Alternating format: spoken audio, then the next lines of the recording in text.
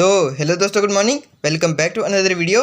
मैं राहुल सिंह राजपूत स्वागत करता हूं आप सभी का इंडिया के नंबर 1 स्टडी चैनल, जिसका नाम क्या है, क्रैक कॉम्पिटिशन विद आरएसआर। तो गाइज, आज की इस वीडियो के अंदर हम लोग डिस्कस करने वाले हैं इंडियन ज्योग्राफी इन भारत का भूगोल पार्ट 4। और आज का हमारा टॉपिक होने वाला है भारत का भौगोलिक विभाजन। तो चलिए इंतजार की घड़ियों का सत्यानाश करते हुए आज का हमारा ये लेक्चर शुरू करते हैं। तो गाइज, आज का हमारा फर्स्ट क्वेश्चन होने वाला है, लघु हिमालय के अंदर पाए जाने वाले घास के मैदानों को जम्मू कश्मीर में क्या कहते हैं? इनको क्या कहते हैं? तो ये जो लघु हिमालय के अंदर घास के मैदान पाए जाते हैं, इनको जम्मू कश्मीर में कहते हैं मर्ग। ये मार्ग नहीं है, ये मर्ग है। इसको आप लोग थोड़ा सा करेक्ट कर लीजिएगा, ये थोड़ा सा मिसप्रिंट हो गया है। ये मार्ग नहीं है, ये मर्ग है। तो ये जो लघु हिमालय के अंदर घास के मैदान पाए जाते हैं, इनको जम्मू कश्मीर में क्या कहते हैं? तो इनको कहते हैं मर्ग। तो चलिए नेक्स्ट चलते हैं। नेक्स्ट क्या है यहाँ पर? नेक्स्ट है, जम्मू कश्मीर में कितने प्रकार के घास के मैदान पाए जाते हैं? तो कितने प्रकार के पाए जाते हैं? तो ये पाए जाते हैं 2 प्रकार के। और इनको क्या कहते हैं? इनको कहते हैं मर्ग। और ये कितने प्रकार के होते हैं? तो ये 2 प्रकार के होते हैं। कौन कौन से? एक तो सोनमर्ग और दूसरा क्या है, गुलमर्ग। तो ये 2 प्रकार के घास के मैदान पाए जाते हैं कहाँ पर? जम्मू कश्मीर के अंदर। यानी जो लघु हिमालय के अंदर घास के मैदान पाए जाते हैं, इनको जम्मू कश्मीर में मर्ग कहते हैं। और ये कितने प्रकार के होते हैं? ये 2 प्रकार के पाए जाते हैं जम्मू कश्मीर के अंदर। कौन कौन से? सोनमर्ग और दूसरा क्या है, गुलमर्ग। तो चलिए नेक्स्ट चलते हैं। नेक्स्ट क्या है? नेक्स्ट है हमारा, लघु हिमालय में पाए जाने वाले मैदानी क्षेत्रों को उत्तराखंड में क्या कहा जाता है? तो जम्मू कश्मीर में तो इनको मर्ग कहते हैं, और उत्तराखंड में इनको क्या कहते हैं? उत्तराखंड में कहते हैं इनको द्वार। और वो कौन कौन से हैं? एक तो हरिद्वार है, और ऐसे कई द्वार हैं कहाँ पर? उत्तराखंड के अंदर। और ये जो घास के मैदानी क्षेत्र होते हैं, इनको क्या कहते हैं? द्वार, उत्तराखंड के अंदर। तो चलिए नेक्स्ट चलते हैं। नेक्स्ट क्या है? नेक्स्ट है, उत्तराखंड में दून किसको कहा जाता है? तो ये जो लघु हिमालय में पाए जाने वाले घास के मैदान हैं, इनको उत्तराखंड में द्वार के अलावा दून भी कहा जाता है। और दून कौन सा? देहरादून। और ये जो घास के मैदान हैं, इनको और भी कई नामों से बुलाया जाता है। तो वो क्या है? एक तो बुयाल और दूसरा क्या है, पयाल। यानी इनको दून भी कहते हैं, इनको द्वार भी कहते हैं। और इनका एक तीसरा और चौथा नाम और है। वो क्या है? तो तीसरा है बुयाल और चौथा क्या है, पयाल। यानी इनको बुयाल और पयाल भी कहा जाता है। किसको? ये जो घास के मैदान पाए जाते हैं कहाँ पर? लघु हिमालय के अंदर। तो चलिए नेक्स्ट चलते हैं। नेक्स्ट क्या है? नेक्स्ट है, हिमालय वाले क्षेत्र में सबसे अधिक जनसंख्या घनत्व कौन से भाग में पाया जाता है? तो वो कौन से भाग में पाया जाता है? तो हिमालय वाले जो क्षेत्र हैं, उनके अंदर सबसे अधिक जनसंख्या जो घनत्व है, वो किसके अंदर पाया जाता है? तो वो पाया जाता है लघु हिमालय के अंदर। यानी ये जो उत्तराखंड, देहरादून वाला जो क्षेत्र है, ये जो हरिद्वार वाला क्षेत्र है, यहीं पर सबसे ज़्यादा जनसंख्या पाई जाती है। यानी सबसे अधिक जनसंख्या घनत्व पाया जाता है कहाँ पर? लघु हिमालय के अंदर। ये जो हिमालय वाला जो पूरा क्षेत्र है, ये जो ट्रांस हिमालय है, महान हिमालय है, लघु हिमालय है और जो शिवालिक हिमालय है, वहाँ में इन सब के अंदर सबसे अधिक जनसंख्या घनत्व जो है, वो किसके अंदर पाया जाता है? वो लघु हिमालय के अंदर ही पाया जाता है। तो चलिए नेक्स्ट चलते हैं। नेक्स्ट क्या है? नेक्स्ट है यहाँ पर, माउंट एवरेस्ट की ऊंचाई कितनी है और यह कहाँ पर स्थित है? तो ये जो माउंट एवरेस्ट है, इसकी ऊंचाई है 8,850 मीटर। कहीं कहीं पर ये 8,848 मीटर भी लिखी हुई है। तो ये जो 1-2 का डिफरेंस है वो चलता रहता है, लेकिन ये जो अप्रोक्स ऊंचाई है इसकी, वो कितनी है? 8,850 मीटर। और ये कहाँ पर है? ये भारत के अंदर नहीं है, ये है नेपाल के अंदर। और ये विश्व की सबसे ऊंची चोटी है, यानी वर्ल्ड की सबसे हाईएस्ट पीक है। कौन सी? Mount Everest. ये पर्वत नहीं है, ये एक चोटी का नाम है। यानी ये कोई पर्वत नहीं है, ये एक पर्वत चोटी का नाम है। क्या? Mount Everest. और ये पूरे विश्व की सबसे ऊँची चोटी है। कई लोग इसको भारत की सबसे ऊँची चोटी मान लेते हैं, लेकिन ये भारत में नहीं है। ये कहाँ पर है? ये नेपाल के अंदर है। और इसकी ऊंचाई कितनी है? वो है 8,850 मीटर। तो चलिए नेक्स्ट चलते हैं। नेक्स्ट क्या है? नेक्स्ट है यहाँ पर, कंचनजंगा कहाँ पर स्थित है और इसकी ऊंचाई कितनी है? तो कंचनजंगा कहाँ पर है? तो वो है सिक्किम के अंदर। और इसकी ऊंचाई कितनी है? तो वो है 8,598 मीटर। और मैं आपकी जानकारी के लिए बताऊँ कि भारत का जो सबसे ऊंचा पर्वत है वो कौन सा है, यानी पर्वत चोटी कौन सी है? वो है K2 या गॉडविन ऑस्टिन। लेकिन वो वर्तमान के अंदर भारत के अंदर नहीं है। वो कहाँ पर है? वो लद्दाख के अंदर है। लेकिन वो कौन से क्षेत्र में है? वो पीओके वाले क्षेत्र में है, यानी जो पाक ऑक्यूपाइड कश्मीर है उसके अंदर स्थित है। तो वो वर्तमान के अंदर पूरी तरह से भारत के अंदर नहीं है, वो पाक ऑक्यूपाइड कश्मीर के अंदर है। लेकिन ये जो कंचनजंगा है ये भारत के अंदर है। और अगर हमें वास्तव में अगर भारत की सबसे ऊंची चोटी बतानी हो तो हम लोग किसको बता सकते हैं? तो हम लोग बता सकते हैं कंचनजंगा को। और ये कहाँ पर स्थित है? तो ये है सिक्किम के अंदर। और इसकी ऊंचाई कितनी है? वो है 8,598 मीटर। वैसे भारत की सबसे ऊंची चोटी कौन सी है? तो वो है K2 या गोडविन ऑस्टिन। लेकिन अगर हमें वास्तव में पूछा जाए कि वर्तमान में जो भारत के अंदर है वो कौन सी है, तो वो है कंचनजंगा। और वो कहाँ पर है? वो सिक्किम के अंदर है। लेकिन अगर हमें भारत की सबसे ऊंची चोटी पूछा जाएगा तो हम लोग क्या बताएंगे? K2 या गोडविन ऑस्टिन। तो चलिए नेक्स्ट चलते हैं। नेक्स्ट क्या है? नेक्स्ट है हमारा मकालू पर्वत कहाँ पर स्थित है और इसकी ऊंचाई क्या है? तो ये जो मकालू पर्वत है ये कहाँ पर है? ये भी है नेपाल के अंदर। और इसकी ऊंचाई कितनी है? तो वो है 8,481 मीटर।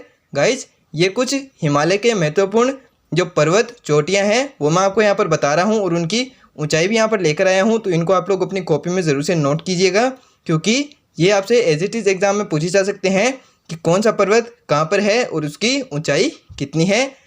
ये थोड़ा सा एक दो का डिफरेंस चलता रहता है, लेकिन आप लोग इसको ज़रूर से याद कर लीजिएगा, क्योंकि ये आपसे एज इट इज़ आपके एग्ज़ाम में पूछे जाते हैं। तो इसीलिए मैं आपके लिए जो सारे हिमालय के जो इम्पोर्टेंट माउंटेन पीक्स हैं वो यहाँ पर लेकर आया हूँ, उनके जगह और उनकी ऊंचाई के साथ में। तो चलिए नेक्स्ट चलते हैं हम। नेक्स्ट क्या है हमारा? नेक्स्ट है धौलागिरी पर्वत कहाँ पर स्थित है और इसकी ऊंचाई क्या है? तो ये जो धौलागिरी पर्वत है वो कहाँ पर है? तो ये जो धौलागिरी है वो है नेपाल के अंदर। और इसकी ऊंचाई कितनी है? तो वो है 8,172 मीटर। यानी नेपाल के अंदर हमने कितने पर्वत देख लिए? हमने 3 पर्वत देख लिए हैं। कौन कौन सा? एक तो माउंट एवरेस्ट देखा हमने, एक धौलागिरी देखा, और ये जो पीछे हमने देखा था कौन सा? मकालू पर्वत। ये भी कहाँ पर है? ये भी है नेपाल के अंदर। और इसकी ऊंचाई कितनी है? वो है 8,481 मीटर। और ये जो धौलागिरी पर्वत है इसकी ऊंचाई कितनी है? ये है 8,172 मीटर। चलिए नेक्स्ट चलते हैं। नेक्स्ट क्या है हमारा? नेक्स्ट है नंगा पर्वत कहाँ पर स्थित है? ये आप इसके नाम पर नहीं जाएं, ये भावनाओं में बहने की ज़रूरत नहीं है। ये एक पर्वत का नाम है जो कहाँ पर स्थित है? जो है जम्मू कश्मीर के अंदर। और इसकी ऊंचाई कितनी है? तो वो है 8,126 मीटर। यानी जो नंगा पर्वत है वो कहाँ पर स्थित है? वो है जम्मू कश्मीर के अंदर और इसकी ऊंचाई है 8,126 मीटर। ये बहुत ही इंपॉर्टेंट माउंटेन पीक है, तो इसको आप लोग ज़रूर से याद करिएगा, क्योंकि ये बार बार आपके एग्ज़ाम में पूछा जाता है। तो इसको ज़रूर से नोट कर लीजिएगा और आप इसको इम्पोर्टेंट भी लगा सकते हैं। क्यों? क्योंकि ये बार बार पूछा जाता है। कौन सा? ये जो नंगा पर्वत मैंने आपको बताया कहाँ पर है? ये जम्मू कश्मीर के अंदर है। तो इसकी ऊंचाई कितनी है? 8,126 मीटर। तो चलिए नेक्स्ट चलते हैं। नेक्स्ट क्या है हमारा? नेक्स्ट है अन्नपूर्णा पर्वत कहाँ पर स्थित है और इसकी ऊंचाई कितनी है? तो ये कहाँ पर है? तो ये जो अन्नपूर्णा पर्वत है ये भी कहाँ पर है? ये भी है नेपाल के अंदर। और इसकी ऊंचाई कितनी है? तो वो है 8,078 मीटर। तो इसको भी ज़रूर से याद कर लीजिएगा, क्योंकि जो अन्नपूर्णा पर्वत है ये भी बार बार आपके एग्ज़ाम में पूछा जाता है और इसकी ऊंचाई भी पूछ ली जाती है। और ये कहाँ पर है? इसकी ऊंचाई इतनी इंपॉर्टेंट नहीं है जितनी ये जो इसकी जगह है, यानी ये कहाँ पर स्थित है वो पूछ लिया जाता है। तो ये ज़रूर से याद कर लीजिएगा। ये कहाँ पर है? ये भी है नेपाल के अंदर। तो नेपाल के अंदर हमने अब तक 4 पर्वत देख लिए हैं। कौन सा? ये जो वो पहले मकालू देखा था, ये अन्नपूर्णा देखा, फिर धौलागिरी देखा, और जो सबसे वर्ल्ड की हाईएस्ट पीक है कौन सी? विश्व का सबसे ऊंचा पर्वत शिखर है कौन सा? Mount Everest. और उसकी ऊंचाई कितनी थी? तो वो थी 8,848 या 8,850 मीटर। चलिए नेक्स्ट चलते हैं। नेक्स्ट क्या है हमारा? नंदा देवी पर्वत कहाँ पर स्थित है और इसकी ऊंचाई क्या है? तो ये जो नंदा देवी पर्वत है ये कहाँ पर है? ये है 7,817 मीटर। अगर आप लोग जो सौरभ जोशी है उसके व्लॉग्स देखते होंगे तो वो बार बार इसकी बात करते रहते हैं। कौन से पर्वत की?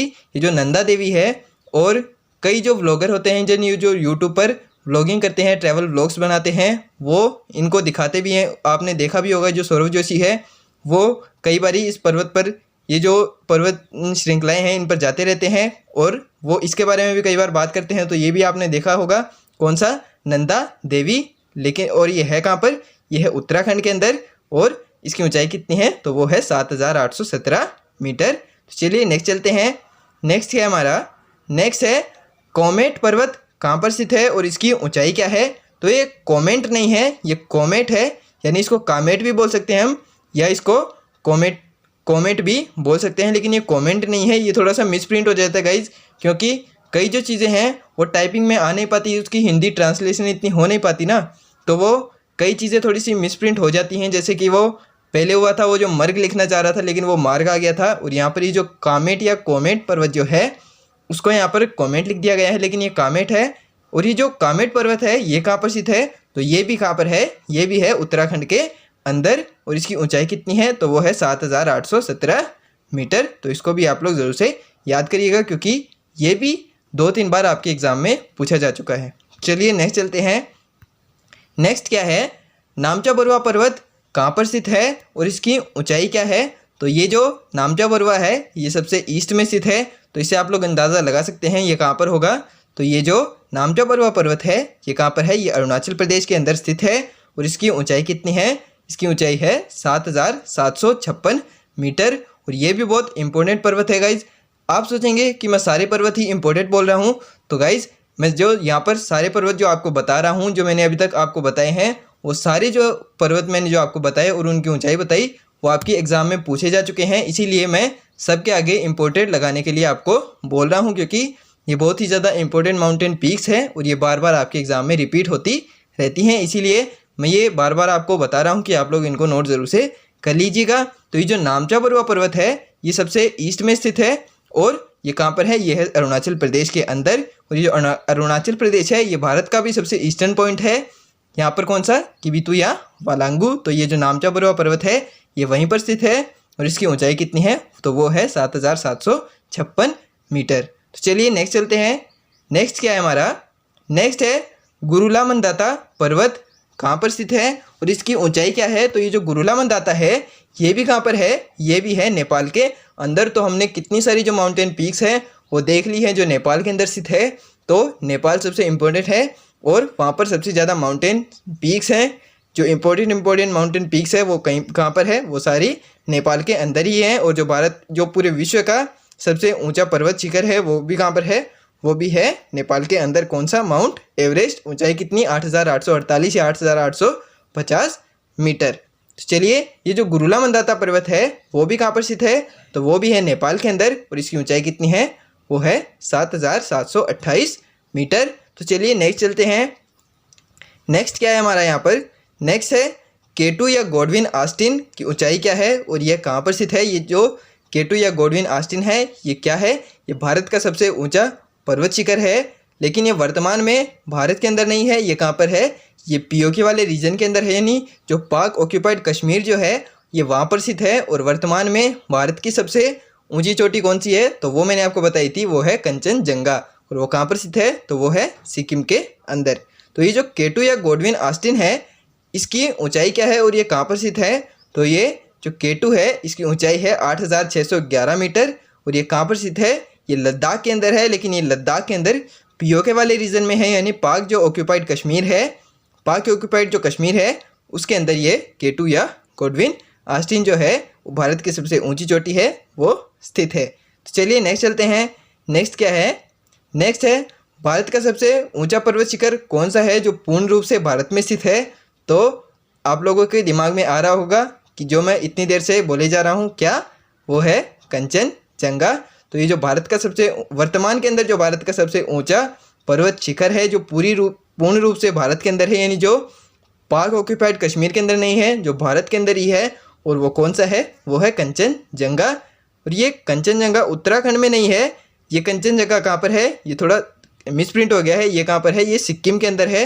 और इसकी ऊंचाई कितनी है, तो वो है 8,598 मीटर। तो चलिए नेक्स्ट चलते हैं। नेक्स्ट क्वेश्चन क्या है हमारा, नेक्स्ट है उत्तर के विशाल मैदान का निर्माण कैसे हुआ है। तो यानी जो मैंने आपको बताया था कल, सबसे भारत का जो भौगोलिक विभाजन है वो कितने भागों में किया गया था, तो वो किया गया था 6 भागों में। कौन कौन से, एक तो उत्तर का पर्वतीय प्रदेश, फिर आया था हमारा उत्तर का विशाल मैदान, फिर था थार मरुस्थल, और उसके बाद में 5वां था हमारा प्रायद्वीपीय भारत, चौथा था हमारा प्रायद्वीपीय भारत, फिर 5वां था तटीय मैदान, और छठा क्या था, द्वीप समूह।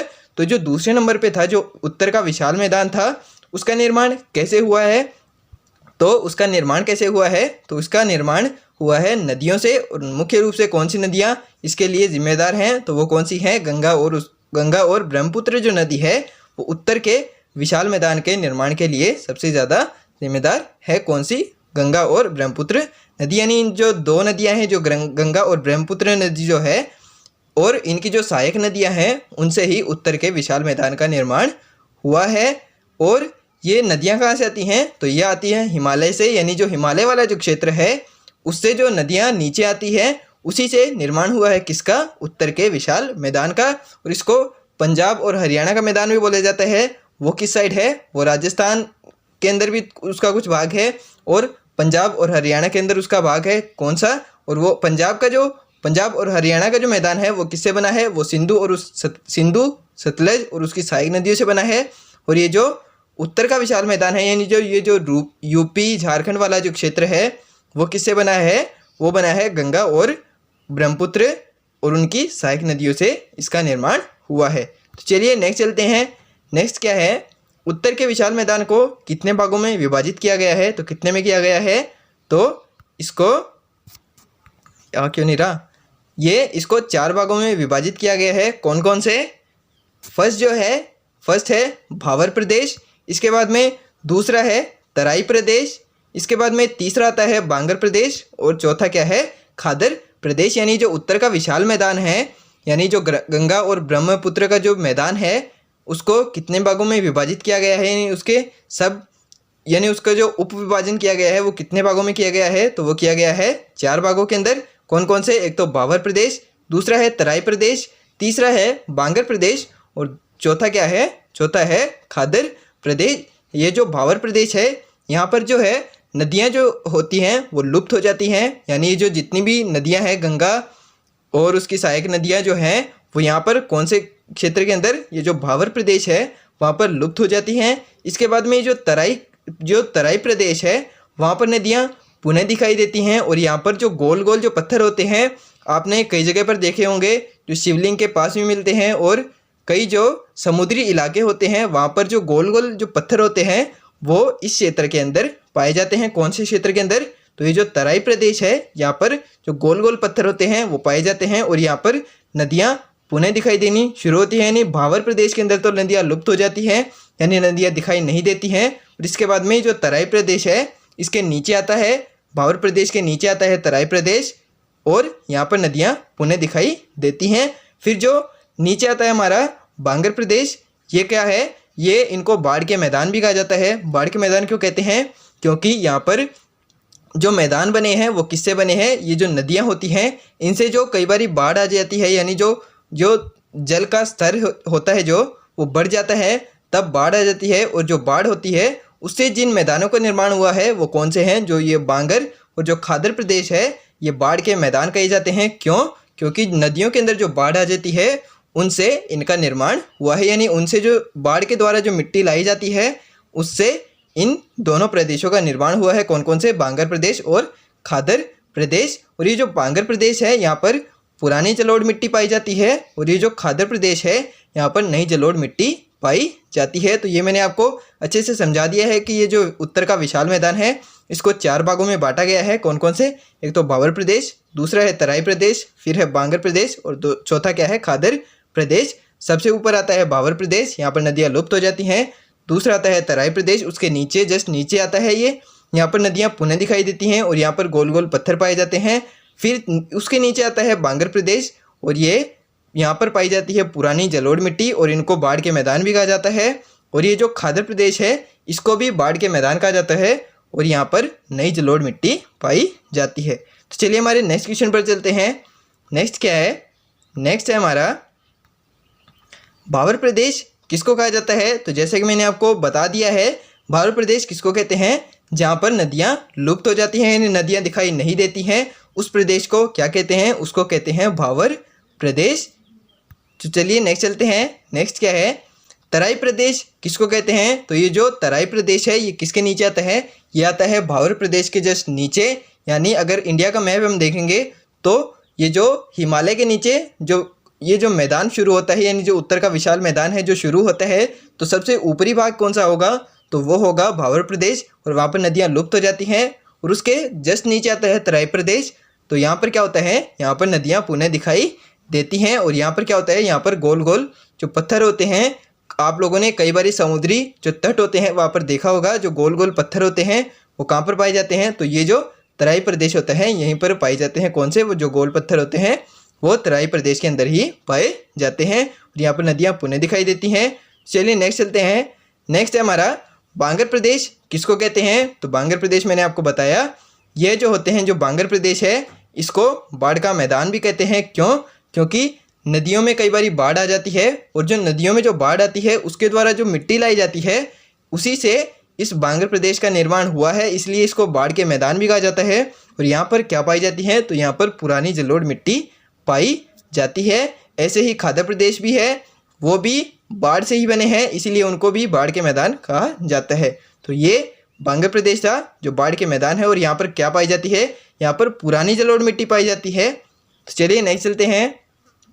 नेक्स्ट है खादर प्रदेश। किसको कहा जाता है? तो खादर प्रदेश किसको कहते हैं? तो ये जो खादर प्रदेश है इसको भी बाढ़ के मैदान कहा जाता है। क्यों? क्योंकि जो नदियों के अंदर जो बाढ़ आ जाती है उसके द्वारा जो मिट्टी लाई जाती है उसी से इनका भी निर्माण हुआ है। कौन से? खादर प्रदेश का। और यहाँ पर क्या पाई जाती है? यहाँ पर नई जलोढ़ मिट्टी पाई जाती है। और वो जो बांगर प्रदेश था वहाँ पर क्या पाई जा रही थी? वहाँ पर पुरानी जलोढ़ मिट्टी पाई जाती है। और यहाँ पर क्या पाई जाती है? यहाँ पर नई जलोढ़ मिट्टी पाई जाती है। तो चलिए नेक्स्ट चलते हैं। नेक्स्ट क्वेश्चन क्या है हमारा? नेक्स्ट है उत्तर का विशाल मैदान का उप विभाजन कितने भागों में किया गया है? तो वो कितने में किया गया है? तो वो किया गया है 4 भागों में। कौन कौन से? एक तो पंजाब और हरियाणा का मैदान, और ये जो पंजाब और हरियाणा का जो मैदान है इसको सिंधु व सतलज का मैदान भी कहते हैं। क्यों? क्योंकि ये जो पंजाब और हरियाणा का जो मैदान है इसका निर्माण कौन सी नदियों और कौन सी नदी और उसकी सहायक नदियों से हुआ है? तो ये जो सिंधु और जो सतलज नदी है और जो इनकी सहायक नदियाँ हैं उससे ही निर्माण हुआ है। किसका? पंजाब और हरियाणा के मैदान का। यानी जो ये जो सिंधु और जो सतलज नदी है और उसकी जो सहायक नदियाँ हैं उसके द्वारा जो मिट्टी लाई जाती है उससे ही किसका निर्माण हुआ है? उससे ही निर्माण हुआ है पंजाब और हरियाणा के मैदान का। और ये बहुत ही उपजाऊ क्षेत्र है, जो फर्टाइल जो क्षेत्र है वो कौन सा है सबसे ज़्यादा? वो है पंजाब और हरियाणा का जो क्षेत्र है वो यहाँ पर समतल जमीन पाई जाती है। और ये किससे बना है? ये सिंधु और सतलज और उनकी सहायक नदियों से निर्माण हुआ है। किसका? ये जो पंजाब और हरियाणा का जो मैदान है उसका निर्माण हुआ है। और ये भाग किसका है? ये उत्तर के विशाल मैदान का ही भाग है। तो चलिए दूसरा पार्ट क्या है इसका? दूसरा पार्ट है इसका राजस्थान का मैदान। और ये जो राजस्थान का जो मैदान है उसको कहते हैं मरुस्थलीय मैदान। यानी ये जो हरियाणा और जो पंजाब का कुछ भाग जो है, हरियाणा और पंजाब का जो मैदान है उसका कुछ भाग राजस्थान के अंदर भी आता है। और वो कैसा है? तो राजस्थान कैसा है? राजस्थान के अंदर पानी की थोड़ी कमी है, तो यहाँ पर मैदान कैसा होगा? तो यहाँ पर मैदान होगा मरुस्थलीय। तो ये जो राजस्थान का मैदान है ये मरुस्थलीय मैदान है। इसके बाद में तीसरा आता है गंगा का मैदान। और गंगा का जो मैदान है ये जो यूपी वाला क्षेत्र है, ये जो यूपी झारखंड वाला जो क्षेत्र है ये किससे बना है? तो ये बना है गंगा और उसकी सहायक नदियों से। यानी गंगा और जो उसकी सहायक नदियाँ हैं उसके द्वारा जो मिट्टी लाई जाती है उसी से निर्माण हुआ है। किसका? तो वो हुआ है गंगा के मैदान का। और इसको गंगा का ही मैदान कहा जाता है। इसको गंगा और ब्रह्मपुत्र का मैदान कहा जाता है, लेकिन अगर हमें गंगा का मैदान भी दिया जाए तो हम लोग उसको गलत नहीं करेंगे। ये गंगा और ब्रह्मपुत्र दोनों का मैदान है, क्योंकि ये जो गंगा और ब्रह्मपुत्र जो नदी है इसी के द्वारा इसका निर्माण किया गया है। इसके बाद में चौथा आता है ब्रह्मपुत्र का मैदान। जैसे कि मैंने आपको बता दिया था कि ये गंगा और ब्रह्मपुत्र का मैदान है। ये जो इधर यूपी के इस साइड वाला, ये जो लेफ्ट साइड वाला क्षेत्र देखेंगे तो वो है गंगा का मैदान, और उसके राइट साइड वाला जो क्षेत्र है उसको क्या कहेंगे? उसको कहेंगे ब्रह्मपुत्र का मैदान। और ब्रह्मपुत्र का मैदान क्यों कहेंगे? क्योंकि जो ब्रह्मपुत्र जो नदी है और उसकी जो सहायक नदियाँ हैं उसके द्वारा जो मिट्टी लाई गई है उसी से निर्माण हुआ है। किसका? तो वो हुआ है ब्रह्मपुत्र के मैदान का, इसीलिए इसको ब्रह्मपुत्र का मैदान भी कहते हैं। तो ये उत्तर के विशाल मैदान के 4 भाग किए गए हैं। कौन कौन से? यानी इसका विभाजन तो किया ही गया था और उसके भी उप विभाजन कर दिए, यानी उसके भी 4 उप विभाजन कर दिए। कौन से? एक तो पंजाब और हरियाणा का मैदान, और वो किससे बना है? तो वो बना है सिंधु और उसकी सिंधु सतलज और उनकी सहायक नदियों से। फिर आता है दूसरा कौन सा? राजस्थान का मैदान। ये जो पंजाब और हरियाणा का जो मैदान है उसका कुछ भाग राजस्थान के अंदर भी आता है, और वो कैसा है? तो वो है मरुस्थलीय, इसलिए इसको जो राजस्थान का जो मैदान है उसको मरुस्थलीय मैदान भी कहते हैं। इसके बाद में तीसरा आता है गंगा का मैदान। ये जो गंगा का मैदान है ये किससे बना है? ये बना है गंगा और उसकी सहायक नदियों से। जो यूपी के लेफ्ट साइड वाला जो क्षेत्र है वो गंगा का मैदान है, और जो उसके राइट साइड वाला जो क्षेत्र है उसको कहते हैं ब्रह्मपुत्र का मैदान। उसको ब्रह्मपुत्र का मैदान क्यों कहते हैं? क्योंकि वो ब्रह्मपुत्र और उसकी सहायक नदियों से जो मिट्टी लाई गई है उसके द्वारा निर्माण हुआ है किसका? ब्रह्मपुत्र के मैदान का। तो चलिए नेक्स्ट चलते हैं हमारे नेक्स्ट क्वेश्चन पर। नेक्स्ट क्या है? प्रायद्वीपीय भारत का आकार कैसा है? यानी तीसरा जो उसका जो चौथा पार्ट था किसका? हमने भारत के भौगोलिक विभाजन कितने किए थे? तो वो किए थे 6। सबसे ऊपर कौन सा था? तो सबसे ऊपर था उत्तर का पर्वतीय प्रदेश, फिर आया था हमारा उत्तर का विशाल मैदान, फिर था थार मरुस्थल। थार मरुस्थल कहाँ पर है? तो वो पाया जाता है राजस्थान के अंदर। और फिर उसके बाद में चौथा पार्ट क्या है? चौथा पार्ट है प्रायद्वीपीय भारत। तो ये जो प्रायद्वीपीय भारत है ये कैसा है, यानी इसका आकार कैसा है?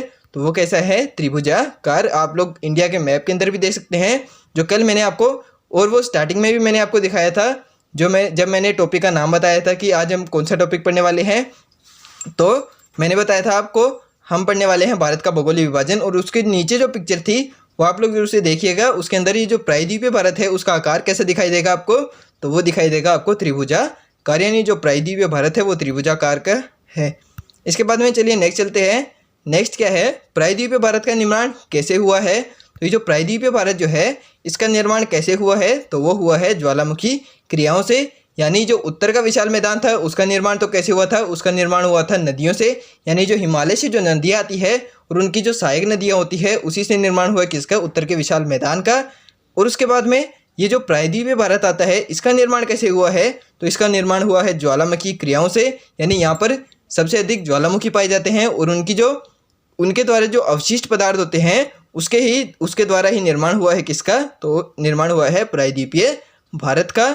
यानी ये जो प्रायद्वीपीय भारत जो है इसका निर्माण कैसे हुआ है? वो हुआ है ज्वालामुखी क्रियाओं से। तो चलिए नेक्स्ट चलते हैं। नेक्स्ट है भारत का दूसरा सबसे बड़ा क्षेत्र कौन सा है? तो भारत का दूसरा सबसे बड़ा क्षेत्र कौन सा है? तो दूसरा सबसे बड़ा क्षेत्र है प्रायद्वीपीय भारत। सबसे बड़ा क्षेत्र कौन सा है? तो वो है उत्तर का विशाल मैदान। और उसके बाद में जो सबसे बड़ा क्षेत्र आता है वो कौन सा है? तो वो है भारत का प्रायद्वीपीय भारत। यानी प्रायद्वीपीय जो पठार और जो पर्वत है वो आते हैं भारत के दूसरे बड़े सबसे क्षेत्र में। सबसे पहला कौन सा है? तो वो है उत्तर का विशाल मैदान, और दूसरा क्या है? प्रायद्वीपीय भारत। चलिए नेक्स्ट चलते हैं। नेक्स्ट है हमारा प्रायद्वीपीय भारत को कितने भागों में बांटा गया है? तो प्रायद्वीपीय जो भारत है उसको 2 भागों में बांटा गया है। कौन कौन से? एक तो प्रायद्वीपीय पर्वत और दूसरा क्या है? प्रायद्वीपीय पठार। यानी ये जो प्रायद्वीपीय भारत है इसको भी 2 भागों में बांटा गया है। कौन कौन से? एक तो प्रायद्वीपीय पर्वत और दूसरा क्या है? प्रायद्वीपीय पठार। इसके बाद में कुछ नहीं है, यानी आज की हमारी जो क्लास है वो यहीं पर ख़त्म होती है। यानी आज हमने जो पढ़ा प्रायद्वीपीय भारत के उत्तर के विशाल मैदान के बारे में पढ़ा फुल डिटेल से। यानी उत्तर का जो विशाल मैदान था उसको हमने फुल डिटेल से समझ लिया है। अब उसके अंदर कुछ भी नहीं बचा आपके समझने लायक जो हो। और अब हम कल की क्लास के अंदर क्या पढ़ेंगे? तो कल की क्लास के अंदर हम लोग पढ़ेंगे क्या? ये जो प्रायद्वीपीय भारत है यानी प्रायद्वीपीय जो पठार हैं और जो पर्वत हैं उनके बारे में डिटेल से पढ़ेंगे हम। कौन सी क्लास के अंदर? कल की जो हमारी क्लास होगी, यानी जो इंडियन ज्योग्राफी का जो पार्ट 5 होगा उसके अंदर हम लोग क्या कवर करेंगे? उसके अंदर हम लोग ये जो प्रायद्वीपीय भारत है इसी को अच्छे से समझने वाले हैं, और हो सकेगा तो हम लोग उसके अंदर वो जो तटीय मैदान थे उनको भी अच्छे से कवर कर लेंगे। तो चलिए आज की क्लास के लिए सिर्फ इतना ही। अगर आपको वीडियो पसंद आया तो वीडियो को लाइक कर देना, चैनल पे नए हो तो चैनल को सब्सक्राइब कर देना। मिलते हैं जल्दी ही नेक्स्ट वीडियो में। Thank you so much for watching, bye.